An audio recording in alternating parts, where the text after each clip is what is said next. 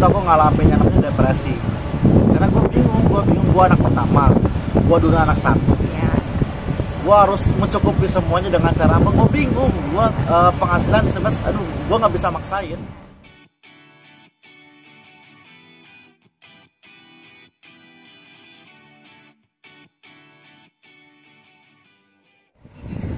Ya jadi aku terjun di wedding organizer itu tahun 2020 ya. 2020 awal banget pandemi itu karena basic aku di musik, karena juga di 2020 musik turun drastis ya. Kita bingung juga ngapain, akhirnya ada teman tuh yang ngajak, coba deh sini ikut DWO. Akhirnya aku coba, aku belajar dari situ. Oh ternyata asik juga ya. Tau-taunya aku post di TikTok viral. Gitu sih. Iya, gimana reaksinya? Reaksi terkejut ya, banyak banget hujatan gitu, netizen yang emang banyak bilang Reza banting setir, ini Reza smash dan lain-lain. Kalau dibilang ini Reza smash ya, kalau dibilang banting setir enggak sih, lebih menyelamatkan saya, lebih menyelamatkan bagaimana caranya survive waktu itu. Bagaimana caranya survive ya, dibilang beda banget dengan track record saya, tapi saya cuek gitu, saya cuek menjalanin aja selama itu nggak merepotkan orang lain.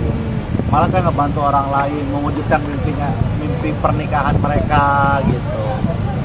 Artinya biasanya di atas panggung, ini harus di balik layar ngurusin tamu, ngurusin pengantin segala macam.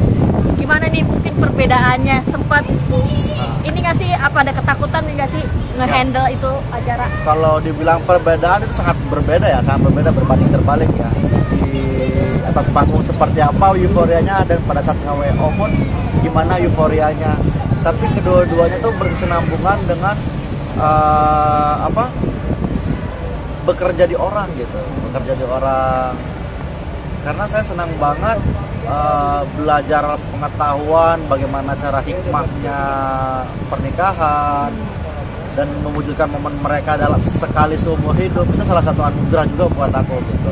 Gak peduli orang-orang ngomong seperti apa tentang aku, saya mendapat dorongan yang cukup dari orang-orang yang di sekitar saya gitu.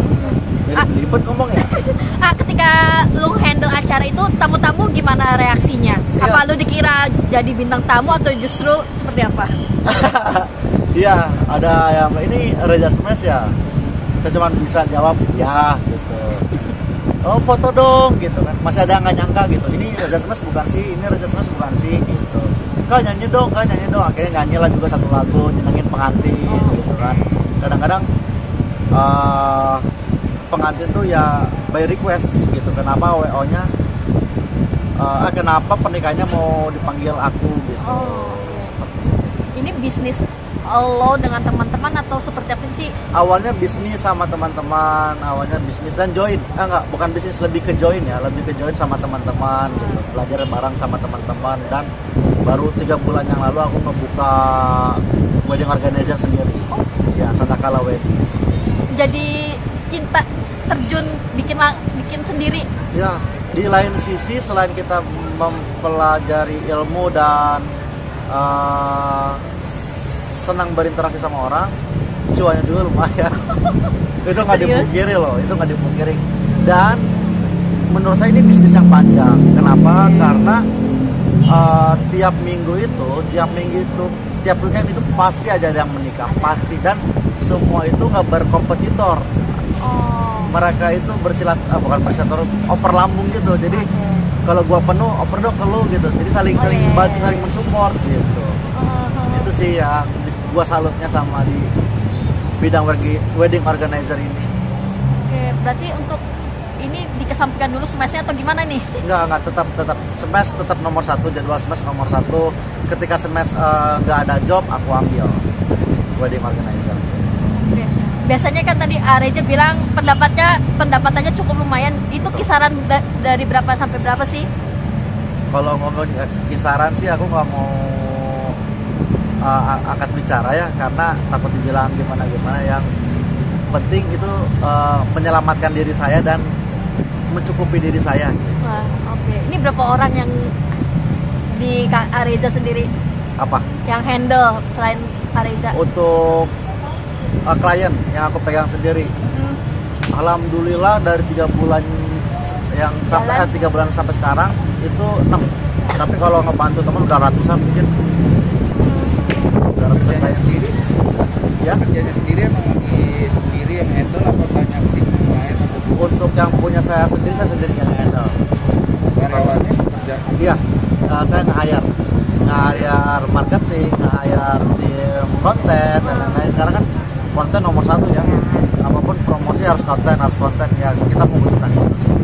yang menjadi bedanya dengan WO yang lain punya Oh. Areza apa? Ganteng-ganteng. Nggak ganteng-ganteng juga, tapi mereka punya skill yang benar. Attitude itu profesionalismenya nomor 1 gitu kalau pakai wedding organizer aku sendiri.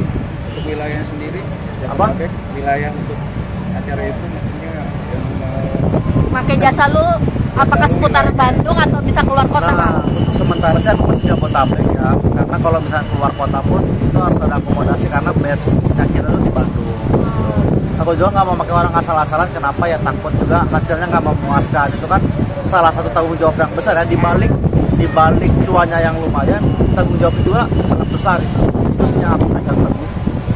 Ini kan anak-anak smash nih banyak yang mungkin 1 juta seblak, mungkin duta WO segala macam. Ini gimana nih artinya anak-anak smash?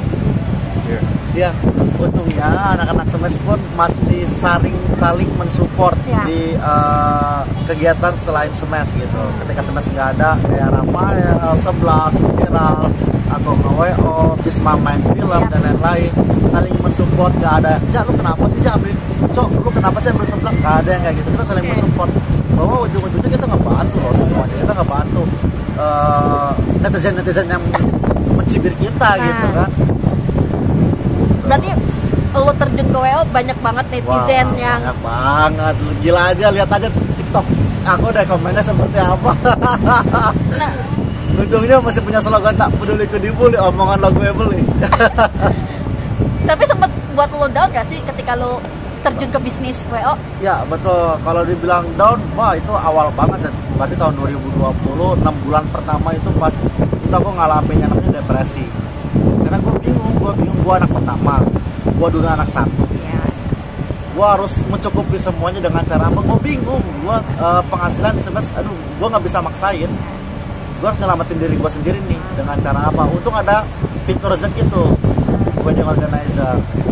Walaupun banyak yang mencibir, banyak yang ini, tapi orang-orang di sekitar yang tahu kondisi gue, yang tahu positifnya gue, selalu mensupport gue. Kebetulan punya pasangan juga, mensupport juga gitu. Itu sih yang bertahan sampai sekarang. Berarti kondisi lu ancur-ancuran udah lewat ya? Ya kalau dibilang udah lewat ya, Atau masih harus bertahan? bukan kondisi hancur-hancuran ya, tempatnya mungkin lebih ke agak-agak susah, gimana ya, bingung ya jelasnya. Tidak apa, mencukupi sekarang, mencukupi gitu. Tapi itu bidang itu emang dikuasain, emang punya Iya, kita nggak bisa asal-asalan seperti itu ya, karena apalagi kalau misalkan mereka itu bawa adat. Itu adat kita harus benar-benar belajar, adat Batak, adat Sunda, nggak bisa asal-asalan. Apalagi kalau dapat pengantin yang emang pengen hikmahnya tuh di adat gitu. Itu makanya saya baru bisa 3 tahun belajar, 3 tahun terjun di WO baru bisa buka sendiri gitu. Saya nggak mau asal-asalan juga. Oke. Tapi ketika awal buka ini bisnis apa ya? Modalnya artinya cukup besar nggak sih untuk bisa bikin sebuah WO atau gimana? Kalau dibilang modalnya nggak cukup besar, kita berani apa nggak berani seperti itu sih. Kita berani nggak gitu, kita berani nggak, karena selain modal kita harus juga terima ocehan klien gitu. Ocehan klien yang bukan ocehan ya, klien tuh kan lebih ke cerewet, dan kita memaklumi karena pengen perfect Ya. dan itu kita harus menurunkan ego. Yang biasanya gua di atas panggung sering ngatur, gua pengennya ini, pengen itu, sekarang gue yang disuruh, kamu harus ini, kamu harus itu yang harus kita turunin, karena jasa yang kita jual ada pengalaman tidak mengenakan atau enak semua justru? Kalau tidak mengenakan ya itu resiko, emang resiko jadi wedding organizer, karena attitude-nya harus kita tahan gitu. Attitude-nya harus bagus. Dengan cara apa? Banyak kok pengantin, banyak kok keluarga yang emang karena moodnya kurang bagus gitu kan, jadi marah-marah. Ini kenapa sih antriannya panjang, ini kenapa sih kayak gini? Aku pernah kena semprot kayak gitu.